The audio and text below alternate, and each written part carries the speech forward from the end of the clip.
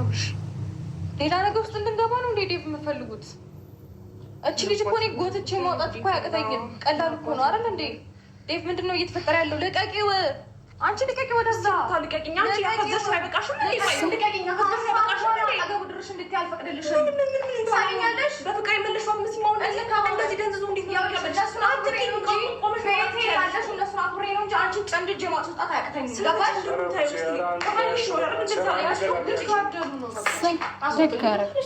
አክብሬያችሁ ነው። ይቅርታ ቡዜ። ሰላም ሰላም የኢትዮ ፋሚሊ እንዴት ናችሁ? ደህና ናችሁ? ሁሉ ሰላም? እኔ ያለሁ እግዚአብሔር ይመስገን። ቡዜና ዴቭ ማለት ነው በጣም የመጨረሻ ክፉ ናችሁ። እመቤቴን በጣም ነው የምታስጠሉት። በጣም እናንተ ፍላጎታችሁ ከሩታ ጋር እንዲሆን አትፈልጉም ማለት ነው። ምንድን ነው ምክንያታችሁ? ልጅ አላችሁ አይደል እንደ መሀላችሁ ላይ 10 ዓመት 5 ዓመት 6 ዓመት 20 ዓመት ተፈቶም እኮ ይታረቃል ሰው ልጅ መሀሉ ላይ ካለ ማለት ነው። ለምንድን ነው ሩታን ከሱ ህይወት እንዲወጣ የፈለጋችሁ?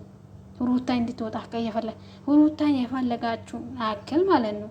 ይችን ውሽሚትን ከሱ ህይወት